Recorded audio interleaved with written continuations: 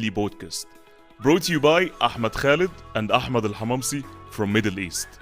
Our Global S&OP Community podcast mission is to build a global community from supply chain, marketing, trade marketing, sales and finance all over the world, where everyone's voice could be heard and listened.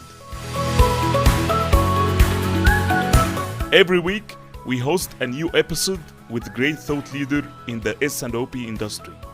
We believe that one word, one story, or one conversation could open up the light in the screen of your consciousness and you'll never be the same again. We discuss hot and trending topics with our subject matter experts by asking the right questions that uncover their valuable experience in our show. You can visit our website ahmedkhaled.co.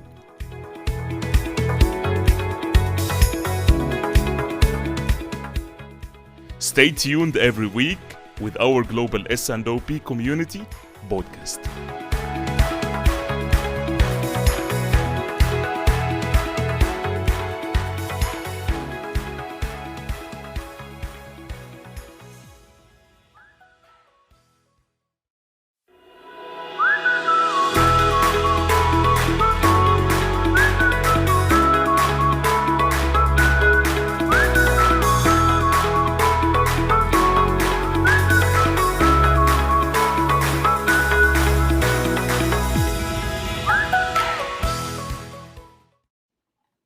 Hey.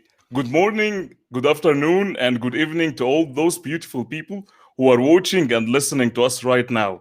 Welcome to our Global S&OP Community podcast, episode number 14. As usual, let me ask you in the below comment, can you please let us know where are you from in the below comment, just to send you some greetings for your amazing country.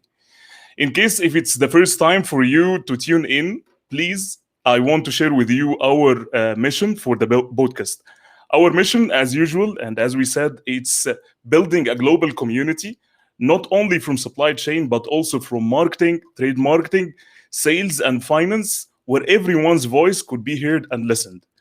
In our podcast, we don't use this kind of two ways of communication, not only between us and our guest, but also a third element of communication. And the third element of communication is your voice. We discussed trending topics with our subject matter experts and give you a space to ask them questions live. Because, as we said before, your voice matters for our community. The amount of experience and knowledge that you will absorb from our episode and our podcast is a real knowledge you will not find in books. Let me just send some greetings for our friends. We have Tarja, great episode. Ahmed, thank you so much for tuning in. Let me come back to today's topic. Today's topic, we will step out into the strategic level, not only like last times, which we discussed into the operational and tactical level. And we will move into this level from the supply chain point of view. And let's be honest with ourselves. When it comes to executing the strategies from the supply chain and based on real experience in the market, most companies, and I'm saying this from a real experience, most companies use the one-size-fits-all product strategy without any differentiation or even logic behind it. Just one-size-fits-all products or services, what they do. Could be using the same inventory strategies for all their products, could be using the same asset footprints strategy, could be using also same replenishment model for all their products across all the DCs that they're using. Maybe make or buy decisions also across all the products. And what do we need from you? We need your engagement today because this kind of strategy, it's something very unique and we need your questions to be with us. But in the right way to manage our supply chain, we need you to be engaged together. And our guest today is very, very special guest. Our guest today, if you can see my screen. Our guest today is Paul Denneman. Paul is a supply chain professional who is committed to create and connect and transform sustainable supply chains. He is a consultant and advisor in the supply chain just world transition process. His passion is in transforming his knowledge to others.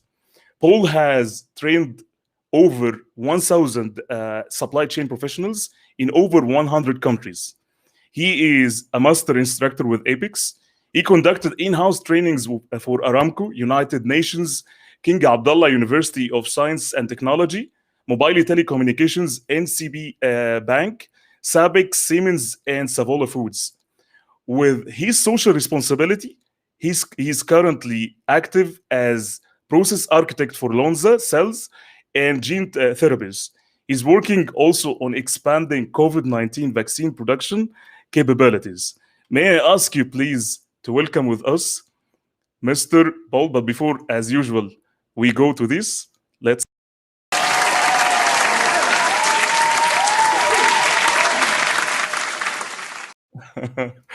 Paul, welcome to the show. Good evening, everybody. First of all, let me thank you for accepting this humble invitation to our Global S&OP Community podcast. Pleasure having you in the show.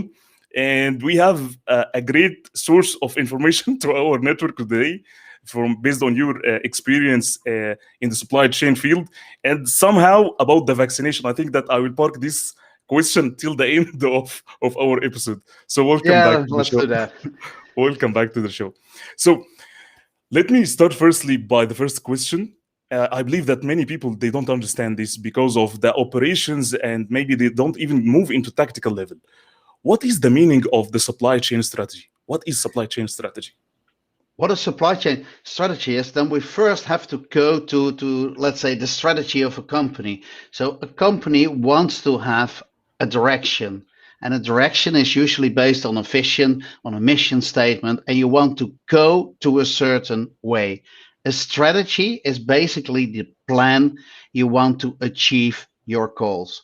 So the first thing about the supply chain strategy, it has to fit in the company strategy.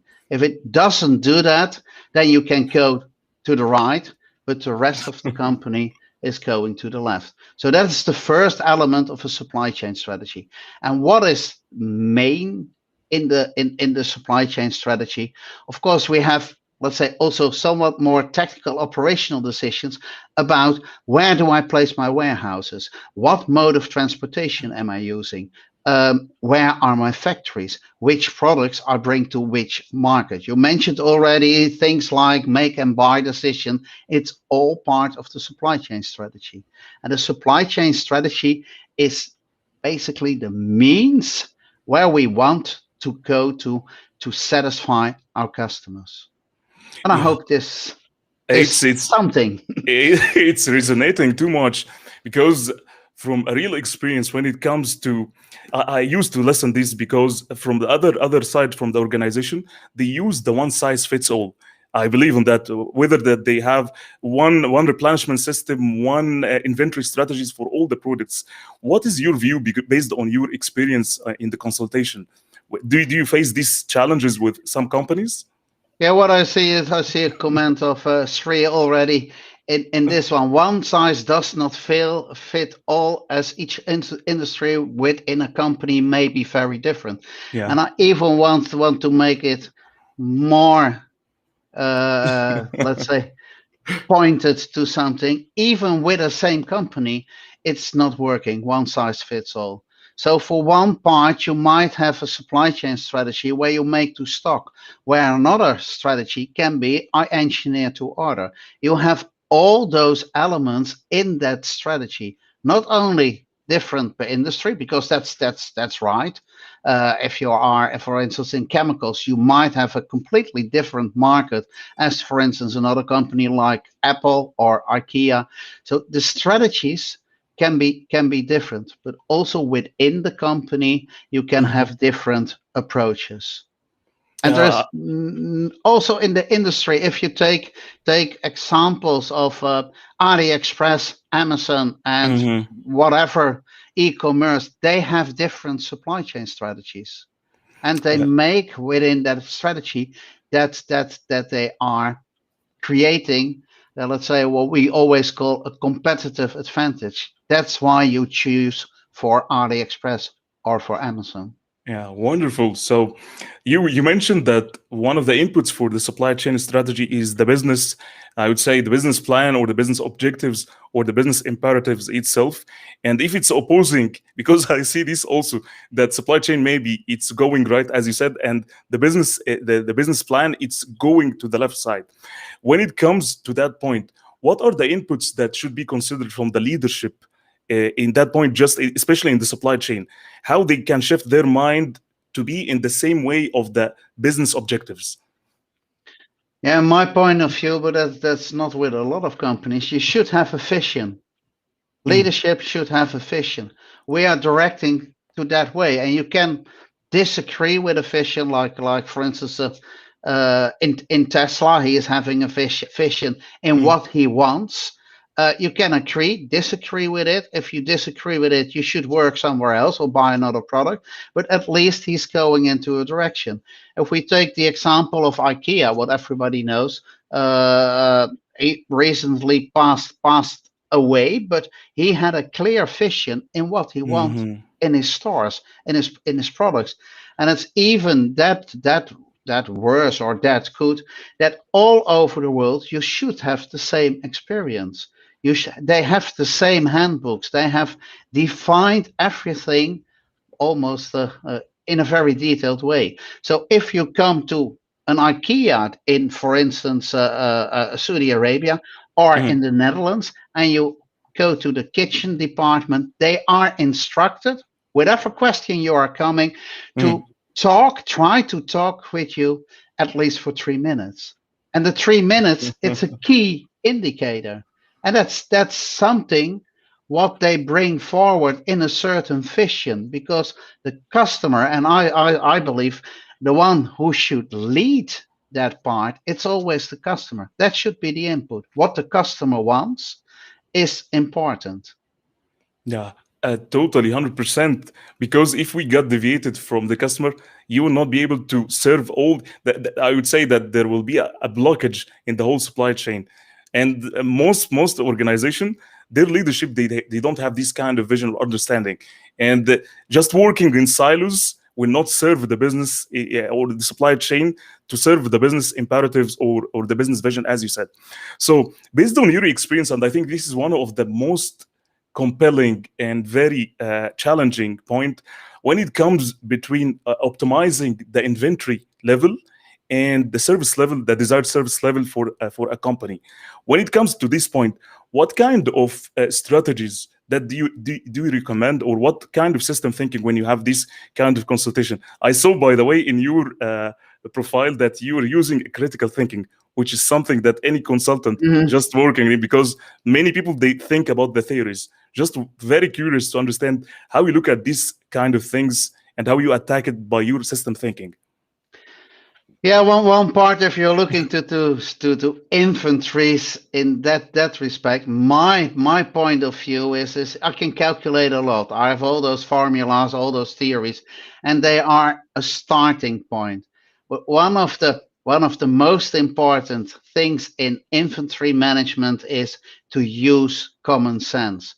So if your inventory is never going out of stock, then there's one conclusion: you have too much inventory. Yeah. You are able to lower it. It's also, if you look, the very interesting way of looking. We try to minimize the inventory. So basically, we have every time we order a possibility to out of stock. And we do not want to have high inventories. But on the other hand, if I only order one time a year cheap products, I have only one chance of getting out of stock. The theories Mhm. are not supporting it, but maybe that is better to invest in, let's say, low value inventories to keep them over there, not bother about it, and just have them and serve your customer needs. In a lot of cases, I think that we overestimate, let's say, the scientific way Hmm. of inventory management. Of course, I did an assignment some time ago for a company like Stryker that's in medical supplies. They Mm. have over per country over 100,000 different article codes. Oh. Yeah, in that way you cannot work without demand management in Mm. a system to calculate, to estimate.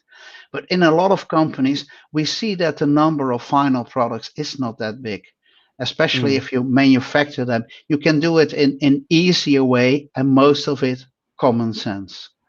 I can imagine that point if you're talking about finished good. I'm talking if it's locally manufacturing. I believe that I can imagine the complexity even from the raw and packaging materials when it comes to the bill of material. It's very hectic. And one of the things that I see, in addition to your valuable experience, when it comes to the inventory management, people just look into the active SQs, how it runs, but they forgot how to look into the inventory from another perspective, which is how they can see their inventory health report. What is my cycle stock? What is my safety stock? What is my overstock? What is near expiry if I have a perishable products, something like that. And based on that, if you want to release some cash, focus on the things that maybe it will be potential to be a business waste. You can focus on the overstock and just drive it with the action regarding the S&OP, something like that, and drive it with the leadership. But what I can see that most people, they, because it's easy way, because it's the transaction, it's very fast, and they're for the fast runners or A or B or C class, they just reduce or play in the normal safety stock or their cycle stock just to manage or maneuver the inventory level. But rather than this, focus on the biggest chunk. And I do believe that one of the killers inside the inventory, it's the overstock, because it has many contributions inside, which is something that most organizations they ignore it. Yeah. Yeah, but what you're mentioning also in overstock, and I think, yeah, Unilever is one of the parties who's having a very fast moving product assortment. That makes it difficult. So having something planned and the markets respond differently, it ends up in overstock, in expiry, and so on. And that makes it indeed difficult to do that inventory management. um, what I also, and that's maybe also coming back to that part of strategy, what I also see is that a lot of companies lack what I call a supply chain governance. So Hmm. what they need to have, planners start to reinvent the wheel, make something what is rule based. So if I have something and it's in a certain demand part, my strategy is like that. And describe it. Usually, you have only a handful of strategies, two handfuls maybe, what you can follow with that part. That ease up a lot in your planning. But I've seen it in companies that for instance, planners have to settle for safety stocks. What are they going to do? Look at every item individual, group them, and build a strategy on it. I once have seen a planner doing that. He had his, let's say, top 100 of the Yeah. items. Looking at those, and within that top 100, he had also a number of items what he was looking at every day. That were his babies. And a Yeah. lot of them were orphans going away, not look at, set high inventories on it, safety Uh, stocks on it, order it, and that focus you to some part. But try to write it down and say, okay, in this one, I want to have that strategy. I order on a monthly basis and I don't look at it. And those, I'm doing it in that way. And most it's planners have it in their mind. That is yeah, the this fun is part. yeah. That's why I say that the knowledge that you're sharing, it's something that you'll never find in book. Everyone can open the Google, just see how the safety stock and cycle stock is being calculated, but using our critical thinking, because I believe that you touch a point that the most experienced guys are the people that they are doing the job by their hands. And if they don't have the right methodology or the right philosophy of doing their job, they will be lost. And this kind of critical thinking, people should think, and even leadership, they should convey this kind of thinking to their people and let them soar. Because I'm telling you from an experience. People, they go and say, this is our safety stock model because these variables are X, Y, Z. But do we question the right assumptions? Yes or no? Yeah, And exactly. yeah, and when it comes to reality, I'll tell you, as a top view from like a category view, this is the inventory stock days on hand, that the target that we have. And when you build the model bottom up from the model safety stock, you will find that sometimes that the safety stock or the suggestion that comes from the model itself, it's higher than your inventory policy. So what you will be able to do, you will come again and do everything manually, just to reduce from here, make it from here based on their experience. Again, it's all about understanding. It's not about the theories. It's I love what you said. It's all about the critical thinking, not just using everything theories. This is what the model is suggested, but we don't question the right assumptions. This is this Yeah, kind of that's indeed what I notice in my practice is that sometimes you ask the question, yeah, why, or ask several times, why are you doing that? And people are not used to it. They say, yeah, but the computer calculated it. Yeah, why? What is yeah. your point of it? And usually, when you look at numbers, and you will also have that in the sales operation planning, Mhm. it's also a matter of numbers of doing some part. But ask, why is that? Can it not be different? And no, the computer is calculating it. Now, Yeah. what you want? Yeah, this Yeah. kind of things should be asked in the right way. So so curious about this question, which is, what are the factors that should be considered when an organization, whether it's have that portfolio right now, they are looking into just saving in their margins, let's say, and they want to decide to make or buy, just whether they manufacture it locally or just outsource it for a 3PL or whatever another sourcing unit. What are the factors that should be considered when they look in that point from a supply chain point of view and based on your experience? Yeah, from a supply chain point of view, you have to ask before. If you're asking that question, there are two elements you need to answer before. So that element is the first of that element is what that process or that activity is that strategic important. That is the Mhm. first question. And the second question is it part of my core business? If you Mhm. answer one of those questions with yes, the answer is easy. Do not outsource. So do not buy. You have to do it by yourself. You are not bringing out your basic Mhm. knowledge. Maybe some small parts of it, but if you take Apple or a Nike, they never will outsource, let's say, their product development and marketing part. They will use maybe other companies for detailed parts, but they are in the driving seat.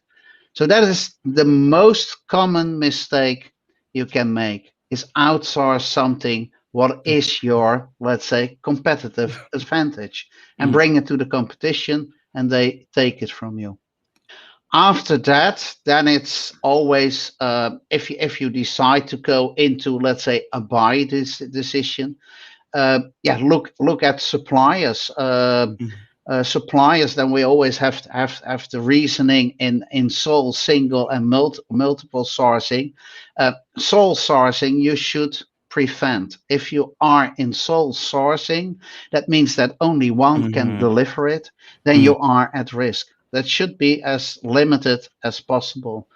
And on the other hand, single sourcing that can be, for instance, in transportation, if you use DHL or Mhm. FedEx, that is single sourcing. But you should always have a plan B, a Mhm. backdoor when it's going wrong, because in all the cases it's going almost like into a marriage, and they discover after some time that it's not the right partner. How do you get out Mhm. of that element? Yeah, main part is bring something out, and only when it's not your core competency or if it's strategic important. What you could decide is that you outsource something because you are not able to perform it well. So you go to a company who does it better, and maybe you look in the back door how they can do it and bring it in. What happened, by the way, a lot in logistics is Mm, that we outsource. We always called it outsourcing our misery. We are not able to run the warehouse operation or transportation operations. We go to DHL or whatever company mm. and hope they do it better. And then they have it organized. And after a couple of years, we decide, okay, we can do it maybe also and bring it back. That happens a lot. Yeah. You opened something in my mind, which is I see it from a real experience. When it comes, there is a pressure on the cost. When it comes to that, that we need to enhance our margin, and you speak about the competitive advantages. When it comes to that, if I compared scenario one and scenario two, if let's say that my make decision will be higher if I outsource it or if I buy it, what's your view on that? If I have a big pressure on that from the business, and I see that there is a potential saving in our margin if I outsource this competitive advantage, what are the risks that you can see it? Is that that your competition is going away with your clients, with your knowledge, with the element what is there? I think that's the main risk you're having. The Mhm. competition is coming of your clients are coming to you because you are good at something. If you bring it to another, they sooner or later will find out that you are not doing it. So what is your added value in that part? On Yeah. the other hand, you could, of course, think of a scenario where, let's say, it might be a competitive advantage that you are doing it. It might be part of your core business, but you cannot perform it well enough. So you outsource it, but always take care that there should be something why the customer is coming to you. What is Okay. your added value?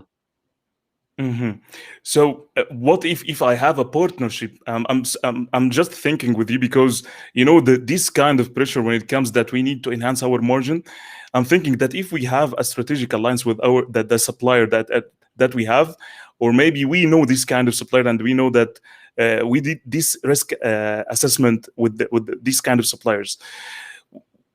Is it possible to go with this competitive advantage, or based on your experience keep it away and even don't risk your competitive advantages because it will be, let's say, leaked or something like that?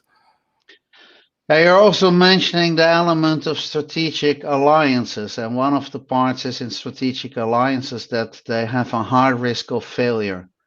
hmm So elements, the direction is not the same, culture is not the same, the calls are not the same. So that is always a risk.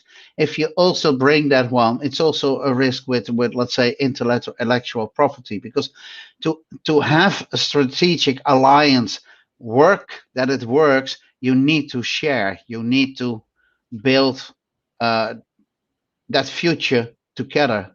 It will not work if you start marrying somebody and you don't see a future with it. So that is one of the parts, but it's failing quite often.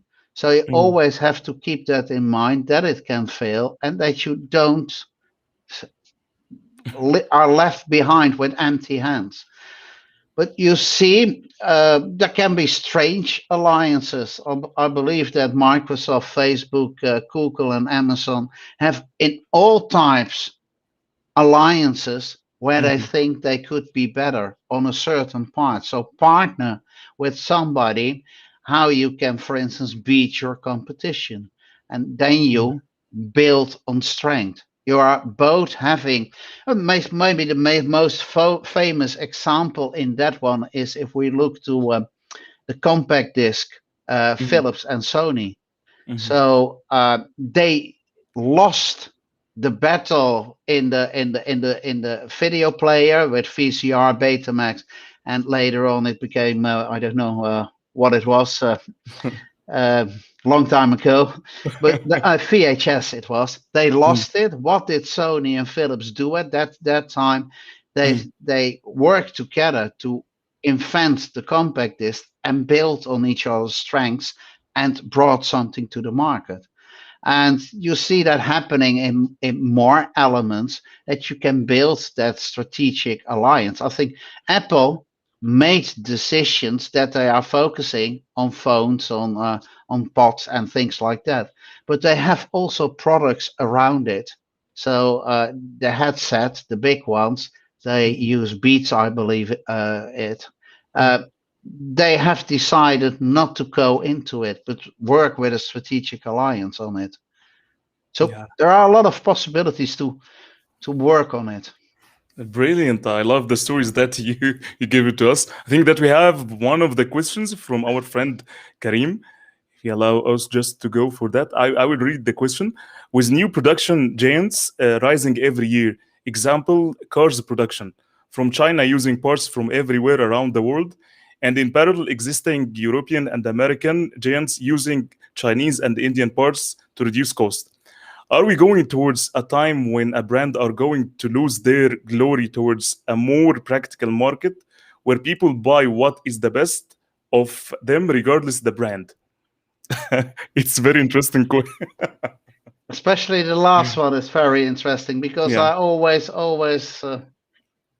I do not know the reasoning around the fact why women are buying Louis Vuitton. Because I can buy the same one for $2, and they have I've seen it. I was in the States, and there was lining up in a COVID situation, Mhm. lining up to go into that store. So to answer that question, I don't think that brands will disappear. We have something. It's trust. It's over there. What I do think it's especially if we look in a cars production, the cars production will of course be completely different. So if we are looking now to the market, is there a difference in, let's say, the French Italian cars? I think Peugeot bought also Fiat, and it's continuing. So what is the difference in cars? They have the same engine because there are only three manufacturers, and so on.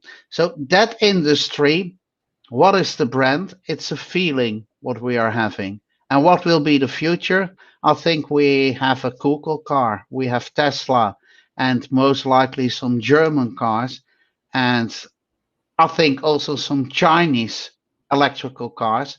But the normal industry, it's going away.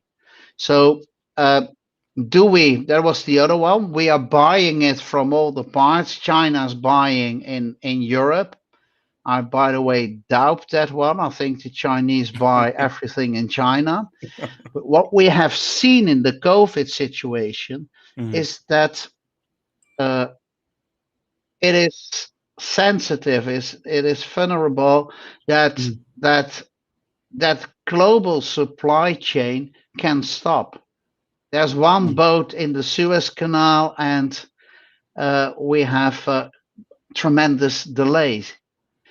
We see that, and the part of outsourcing, there's now a tendency that people are looking to insourcing again to Yeah. make it close by. So global markets are changing, but on the other hand, China, yeah, it will stay. They are big, they are have a lot of money, but maybe it's also swifting around because if I look to when I studied, it was Japan, and everybody thought Japan will be the leader. Once it come to China, that people also get, let's say, some wealth over there, then it will move somewhere else. Most likely, it will be India, where we get those new factories or so Yeah. on. Yeah.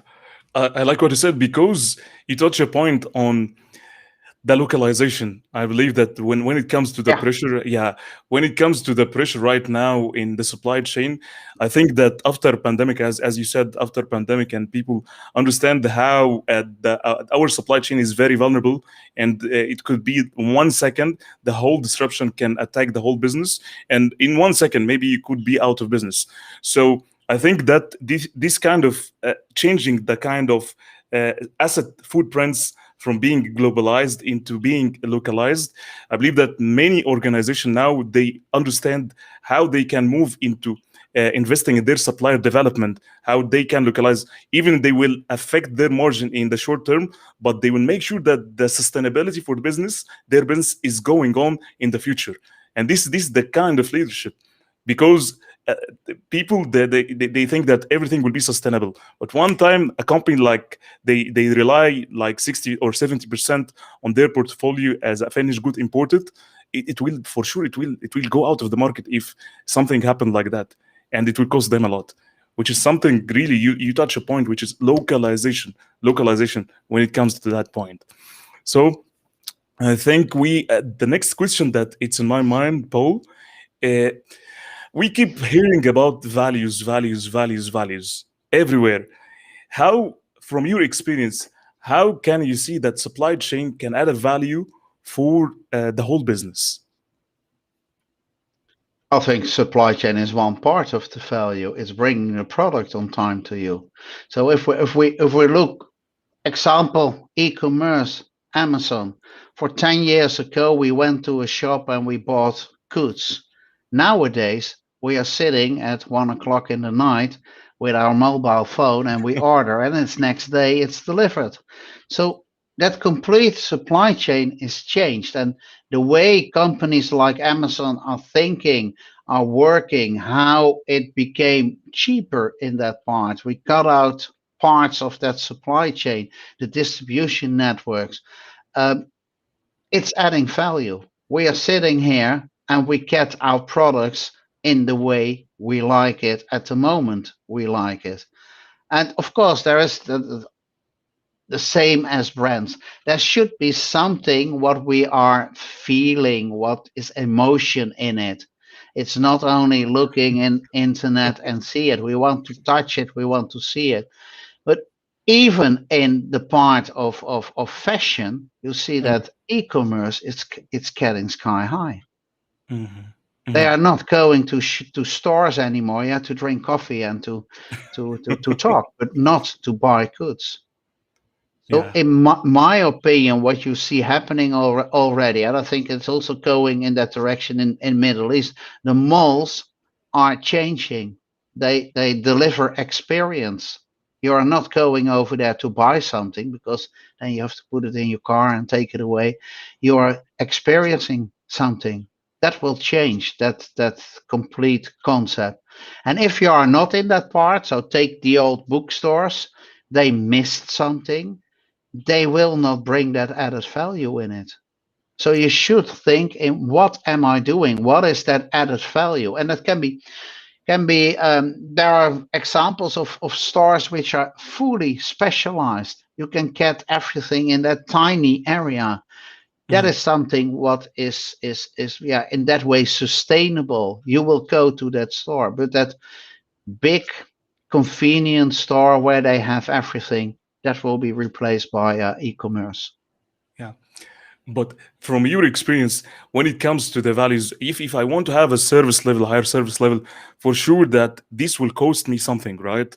In terms of Hmm. inventory, in terms of distribution, in terms of number of DCs, how this kind of optimization can be done? Because I can give the best values for my customer consumer, but when I look into my cost, the variable cost, it's very high. This equation, I know it's very complicated, but from your experience, how can we have the equilibrium between the value that we provide to the consumer or the shopper or the customer, and at the same time the optimized cost in the other side? I think one part, but I mentioned it already, it's the convenience you're having. That is value. So you can have the store, for instance, and the distribution network, but it should bring something. And it's of course very, very, very, very sensitive in that way if that will work. I know examples of shoe stores, they do not do any e-commerce. They invest in distribution networks for physical stores. On the other hand, we have something like a Zalando. It's only online, so it can be in all the parts. You should look in what your market once. And also when you bring, yeah, the billable costs are high, but if you have, let's say, that economies of scales, if you Mhm. currently look to ship something via DHL, it's almost nothing. what you pay for it, the small parcels. And they are not, it's even that low that they're in a lot of countries, they are not even looking in the volume they are shipping. You get that tiny pen in a box like that, and it's still worthwhile. So, yeah, what your customer wants? Does he Mm. want yeah, a car? Yeah, even that. I think that cars are also sold almost via e-commerce because you are configuring it at the network and a dealer is only delivering it what you already did.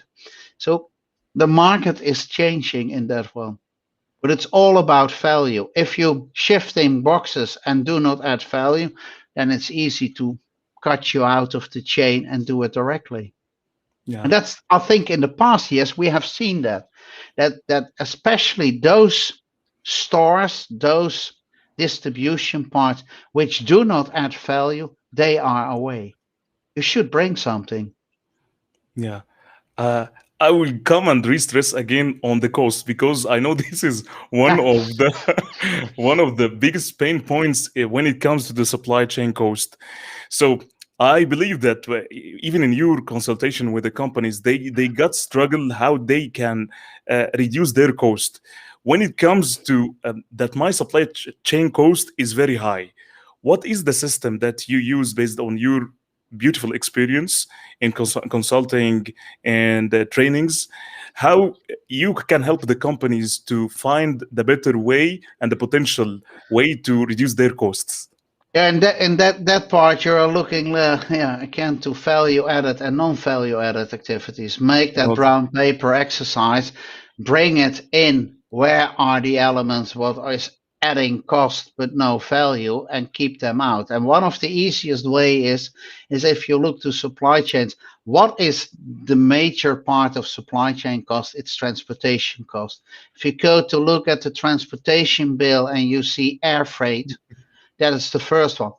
Mm. 9 out of 10 cases, that is rush orders. They do it Yeah. because they didn't plan.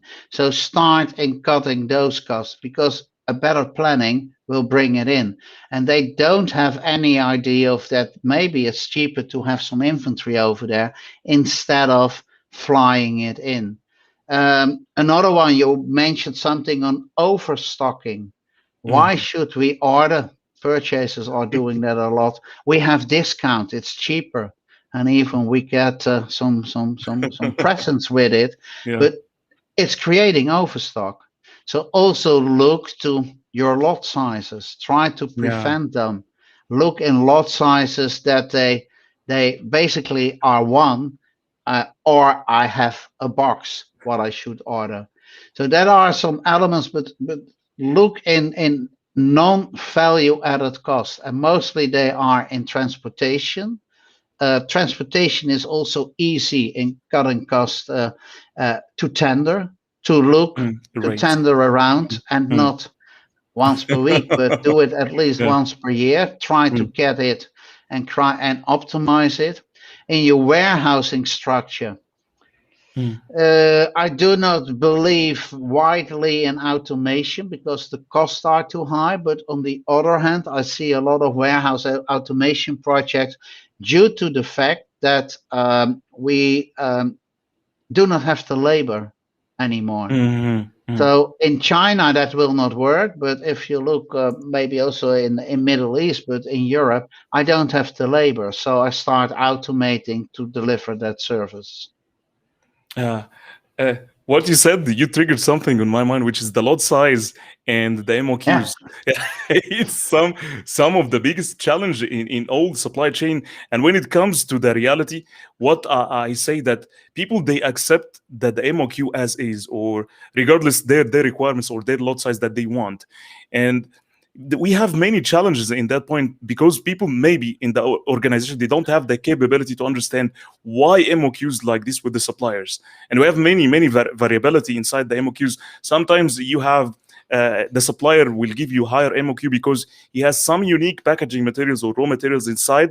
So it's either for him just to not have a holding inventory cost for the finished good, he will put the MOQ based on the bill of material just to convert it as a finished good.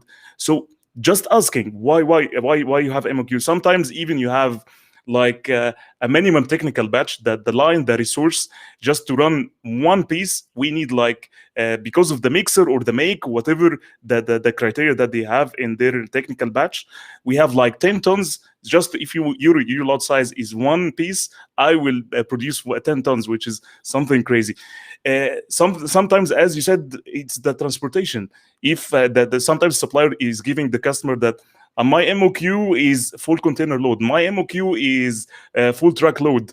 So this kind of discussion, I think that it will enhance a lot, as you said, in and reduce even the inventory holding cost from that point, and even release some cash, because this kind of inventory inside it affects drastically the P&L in the long term. Because if this SKUs has a higher I would say overstock, it will be potential to be expired. And if it's expired, it will hit You eventually have the all margin. types of risk with it, and then Yeah. I'm coming back to some parts I mentioned before. One of them is, let's say, a supply chain governance. Mm.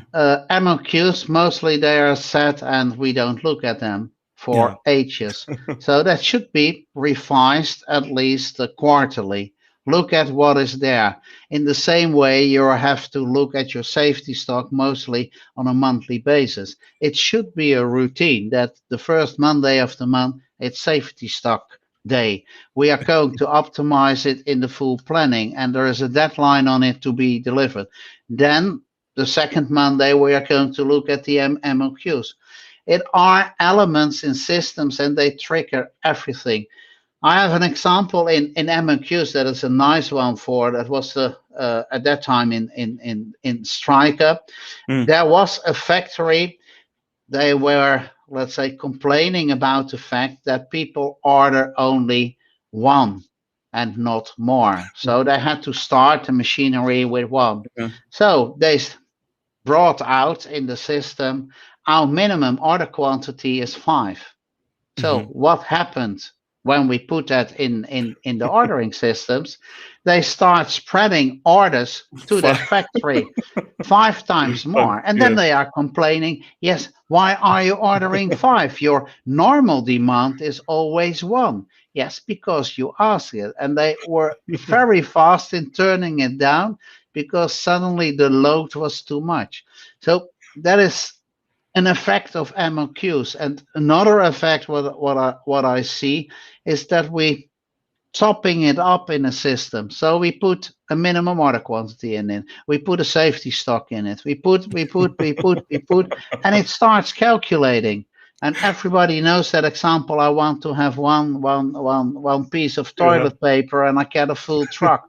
But it's happening in companies, and people do normally not see it. Yeah, once the order value is going above a certain threshold. Yeah, I can So understand what you say, because we didn't factor the safety stock because it will trigger a reorder point, and it will give you the MOQ value over and above the safety stock. And when you look at the whole picture, why do we have this kind of overstock? And nobody knows this kind of things. It should be no, questioned. but try to figure out in a system like SAP how it works. What does it take first? First, the minimum order quantity, Mm. first, the safety stock. Try to figure that out. And most of the times, people are coming, planners are coming. Yeah, it's doing strange things. Yeah, because you have this. Look at the settings. And yeah, well, why are those settings? Yeah, my boss did it 10 years ago. And it's still in, Yeah, and we are ordering and relying on the systems. And I think that is one part in that governance. Bring it in, that you are going to look at it, that you evaluate it, and instead of sitting taking the fires and putting water on it, go yeah. to sit every month Mhm. and Governance. control it. Yeah, Make your switches do as yeah. That manage your yeah. flow. This is the worst thing, that when you order without understanding, when you don't understand your master data, when you don't understand how the ERP or the MRP or whatever replenishment system is working, because you order blindly, and at the end of the day, when it comes to the inventory, you don't know what was the reason for this kind of overstock or out of stock, why all of this. So master data, I like what you said. It's about just governance and just cleaning the data and questioning the data with your procurement or with your factory, whatever. Like as you said, lot size, the MOQs, the lead time, the GR time, the I would say the safety time. Sometimes we don't use the safety stock and safety time. All of these the parameters should be questioned and should be reviewed every time. And if you see that there is any potential to have a reduction in the cost, whether it's in your supply chain cost or even in your inventory cost. We'll jump into the next question, which is the risks.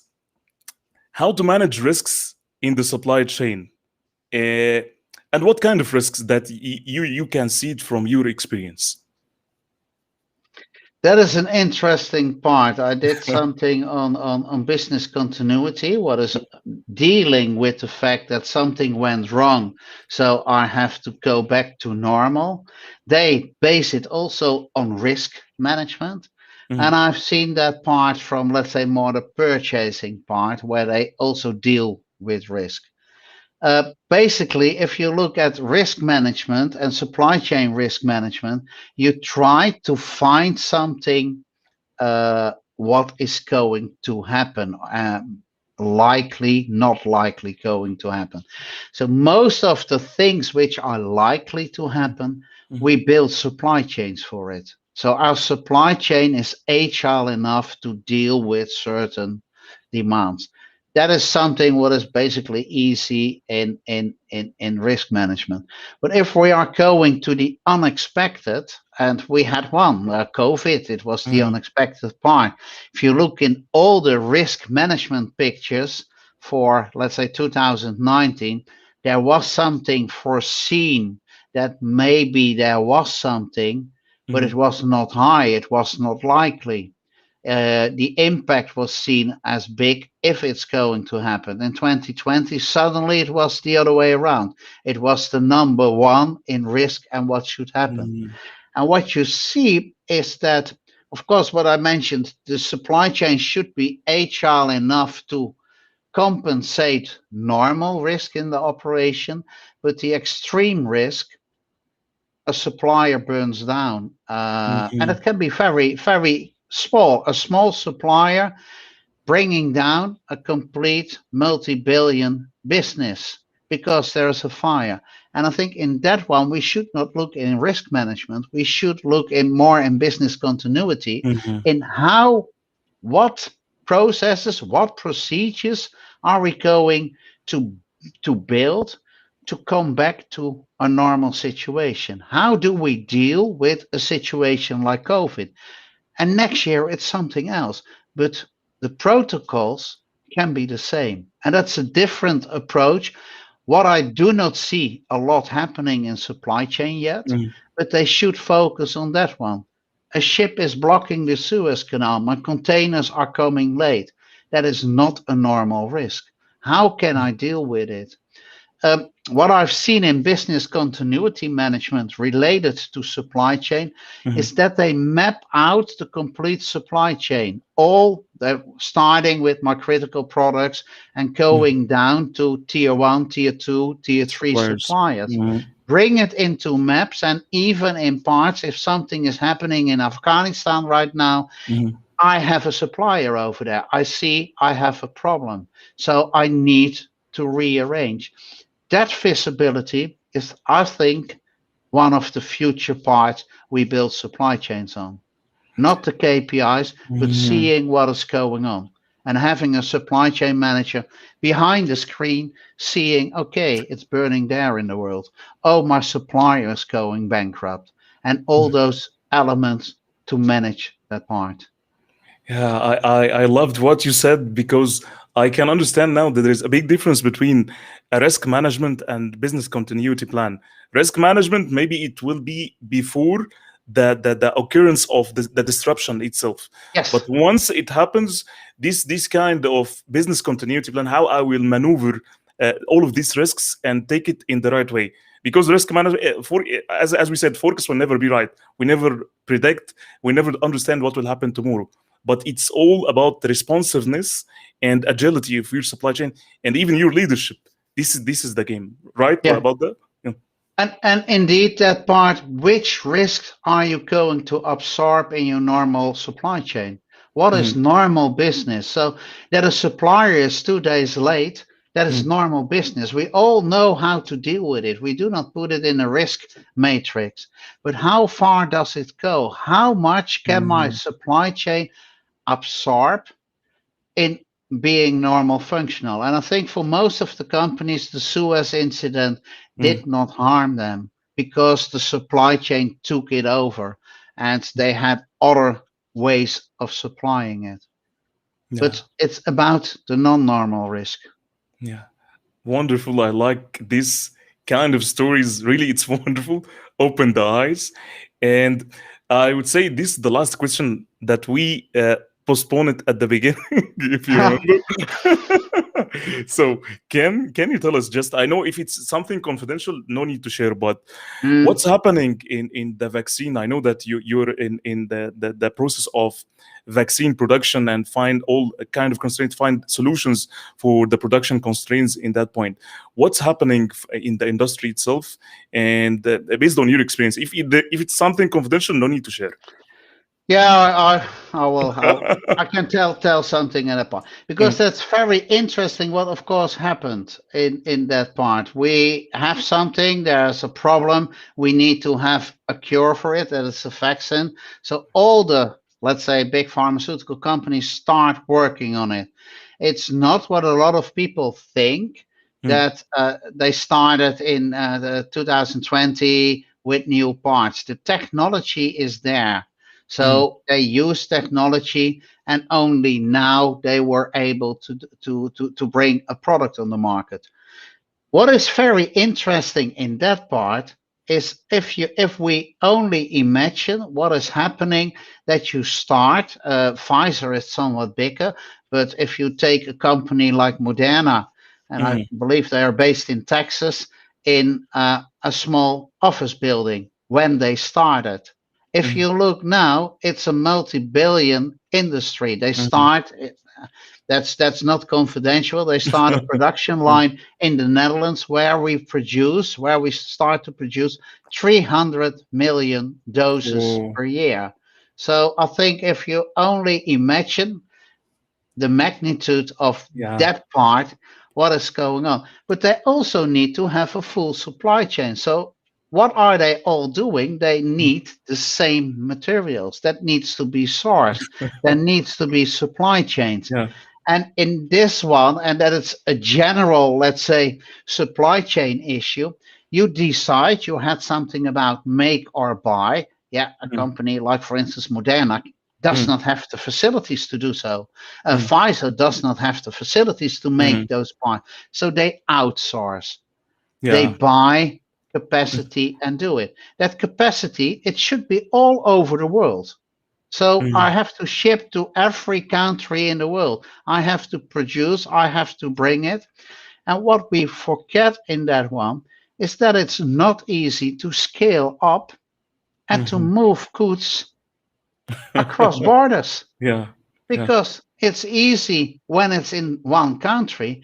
But if you look to production of things like vaccines, it's not uncommon that one part is produced in the United States, then it's shipped to Italy to do a next part, then it's combining something Mm, from Switzerland in the other part, and then going to Spain. And it's happening with all of them. And you should have the complete supply chain organization set up. So imagine what is happened, and what a tremendous job they basically did is to deliver all mm. those products in strange transportation parts, because we have -70 in Oh. that part. It needs Mm, to be stored, cold, and it was a tremendous job to deliver it all over the world. And yeah. that makes, I think that is one part in what a supply chain is capable of. If I see only the United States, how fast they brought up also, let's say, the distribution network for Mm, putting the vaccines. It's a mm, tremendous supply chain job, what happened over there, and they used all the existing nodes in the system, and that makes it very interesting to work in that part. Yeah, But I'm sure you are with Unilever. They are delivering everyday food to everybody, and nobody yeah, thinks what has to be done to get yeah. it to you. Yeah, exactly. I would like to thank you. Really, it's amazing and wonderful summary about the vaccination. It really appreciate about that. The last question that I will ask you, what is the best channel that anybody wants if they want any support from you or any help from your experience? What would be the best channel to connect with you? LinkedIn is one, but you will find my information. It's not easy, or it's not difficult to get it. But LinkedIn is one of the main sources I communicate with people. Okay, And I thank. hope to see a lot of the listeners from Middle East, somewhere in Middle East, once it open again, because that's still a problem. But Yeah, hoping that it starts soon enough that I can it. travel again. Because this is nice to discuss, but face to face in Yeah. trainings and meeting people is, of course, the best way. Hopefully, it will be better soon. Again, I would like to thank you for your amazing experience. As we always said, that it's a knowledge that you will not find in books because your amazing experience. It's really something that I personally I absorbed a lot from your stories and experience, and I do believe also our lovely audience today. So I would like to thank you again for your valuable time and accepting this Thank kind you. of invitation. And would like also to thank our valuable and amazing audience. Again, don't hesitate, guys, to come back to Paul at any time. I guarantee you that he will come back to you and support you 1000%. Thank you, Paul, again, and thank you, guys. Bye Thank bye. you. Bye Bye bye. bye.